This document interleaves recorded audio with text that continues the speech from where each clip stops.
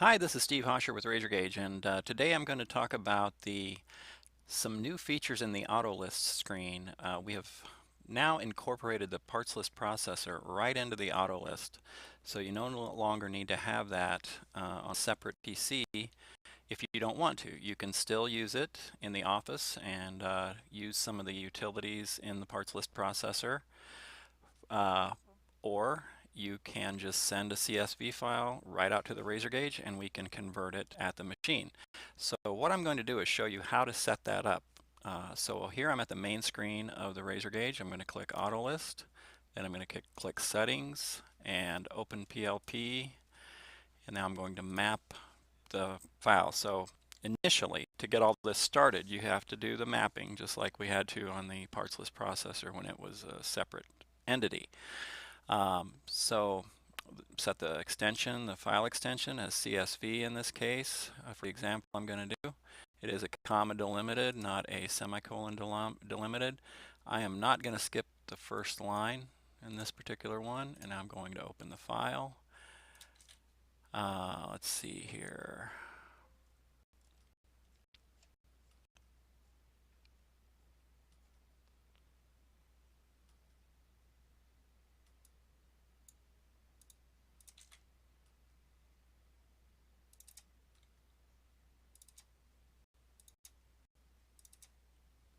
Okay, so I get the typical information message saying that the current cut list doesn't match my previous mapping. I'm just going to ignore that.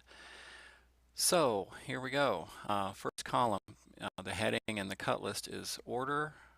So I've got it as project. I'm going to go down here and change user field 1 to order. And then the next one is line.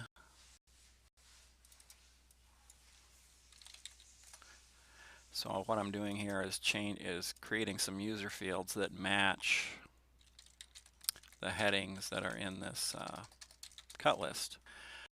So I'm just going across here, item description, we'll use part, bill to, we're going to need that.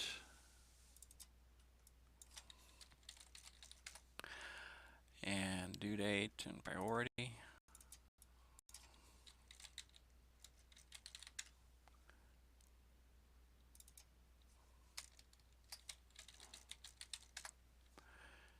And component description. That looks to me like material type, so I'm going to use it, material type for that column. Pieces, I'm going to use quantity, and length, we're going to use length. I notice this customer has length in feet. That's a no-no, got to have length in inches, but I'm going to go ahead and map this anyway. So I've done all this. I'm going to, here are some user fields that were defined from a previous cut list. I'm just going to leave those in there. I won't be using them. They don't mean anything in this context. So, so I need to change this to item that already fell into place there. Material, I'm going to call this actually part. And I'm going to change this heading for part, what we call part description. I'm going to change it to item description so that it looks like what the customer wants to see. Bill to, due date.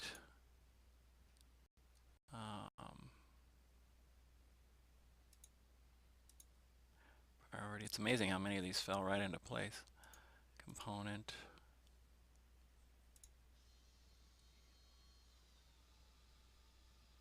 Oh, did I forget that one? Yeah, so I'm going to add component here.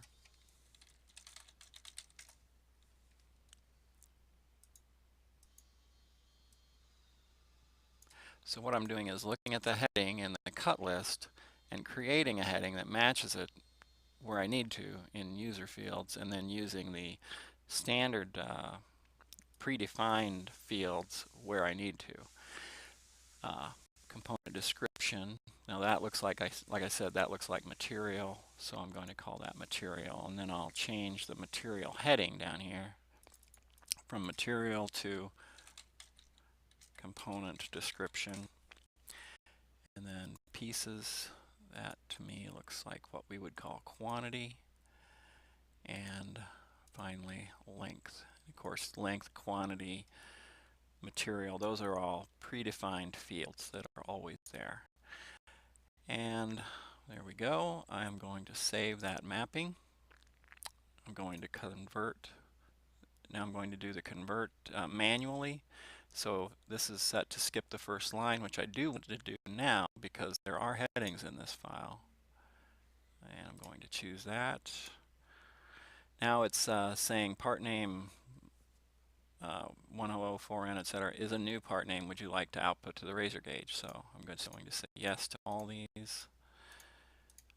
Whenever it encounters a part name that it hasn't encountered before, it will ask you if you want it to be a valid part. And so now if I opened another cut list that had these same part descriptions, it would not ask me again. It would assume that I wanted to use those to be valid parts. Okay, so here we go. We've created it. I'm going to create the RazorGage file. So that's done. Okay.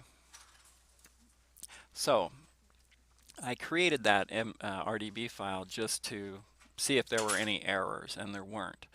But now I'm back in the RazorGage software, so I'm going to go back to the AutoList screen. So now you'll see what's different. The parts list processor is accessible from the AutoList settings. That's different. But here's the real cool thing, is that if I had not created that RDB file, all I had was the CSV, I can just go in. Now that it's been mapped, I can just open this, and it converts it on the fly. And here is my RDB file.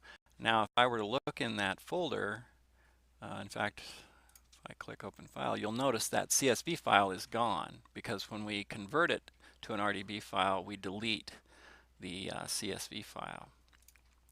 So that is a new feature in AutoList. I just wanted to have a little video that showed this really cool new feature. Thanks for watching, and if you have any questions, give us a call at Technical Services 515-232-3188, and check us out on RazorGage.com. Thanks a lot and have a good one.